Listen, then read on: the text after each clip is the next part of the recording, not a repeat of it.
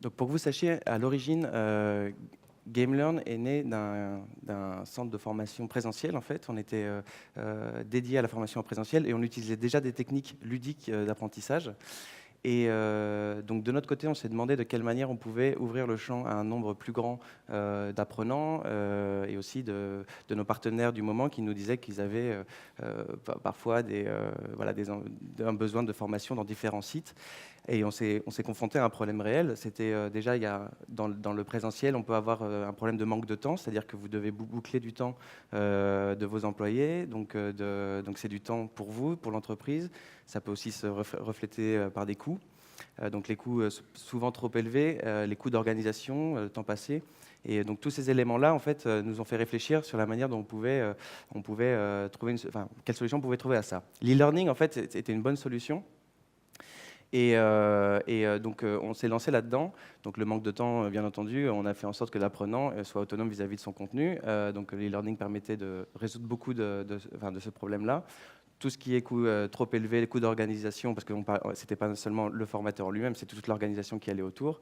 Et tout ce qui était dispersion géographique ont été solutionnés de cette manière-là. Donc, attends.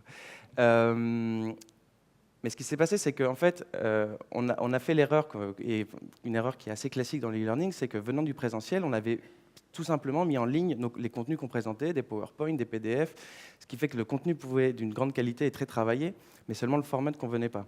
Donc en fait, on s'est intéressé au e-learning et c'est là où en fait l'idée de GameLearn est née, puisqu'en fait, quand on parle de contenu de faible qualité, l'e-learning, en fait, il y a beaucoup de plateformes qui existent sur le marché et qui vont offrir des centaines et des centaines de modules, de mini-modules, qui vont vous offrir énormément de contenu.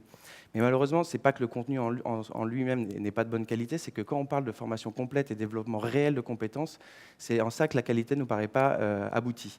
Ensuite, les cours ennuyeux, c'était un peu l'erreur qu'on faisait au départ, et ce qui se fait souvent en e-learning, c'est de mettre un contenu assez froid qui n'offre pas l'interaction avec l'apprenant, qui lui permettrait, et c'est le troisième point, l'apprentissage par l'expérience. Et ce qui donne, donc je ne sais pas si vous connaissez ce chiffre, ceux qui nous connaissent ont déjà eu cette donnée, mais c'est vrai que la moyenne du marché aujourd'hui, c'est que seuls 25% des apprenants qui commencent une formation e-learning vont au bout.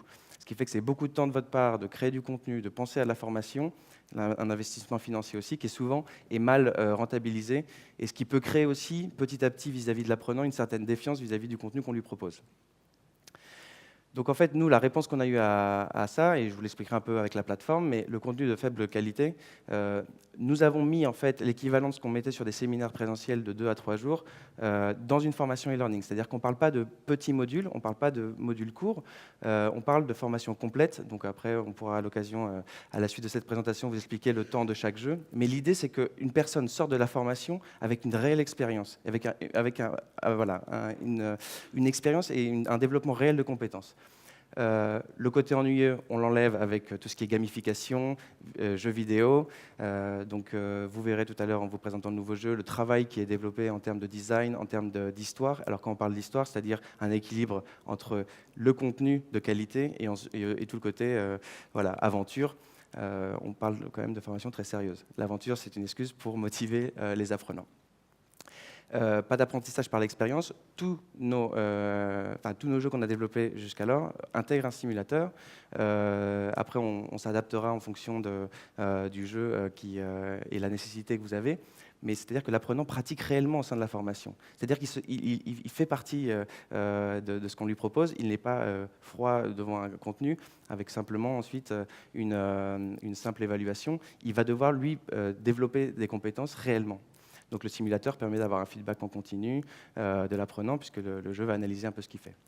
Et donc chez GameLearn, le chiffre que vous avez présenté tout à l'heure, Nolwenn, de 25% de moyenne du marché, nous arrivons à toujours être au-dessus de 90% en moyenne. Ce mois-ci, on a eu des résultats de 92% de finalisation sur l'ensemble de nos clients. Donc on parle de 1000 clients à travers le monde, mais en ce moment, pour être honnête, sur ce mois, on avait 4000 apprenants à la fois qui faisaient une formation.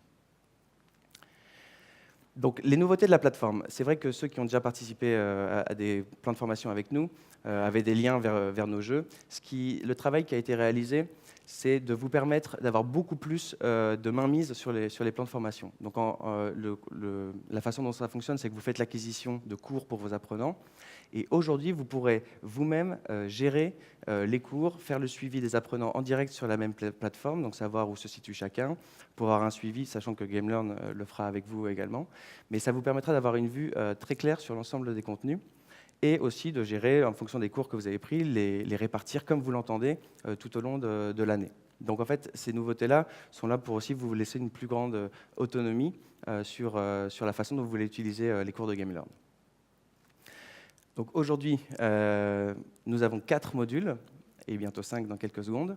2100 qui sera sur le service client, Triskelion sur la gestion du temps et l'organisation personnelle, Merchants qui sera sur la négociation et la résolution de conflits lors d'une négociation, et Pacific sur le leadership et le management. Donc encore une fois, on parle de cours complets qui vont former, ça peut être aussi bien pour des profils juniors qui ont besoin d'une formation complète, mais on a aussi des profils de haute direction qui font ces formations, puisqu'on fait travailler, le simulateur fait travailler la créativité, l'approche nouvelle de repenser son métier. Donc voilà, ça peut être compatible pour tout type de profil.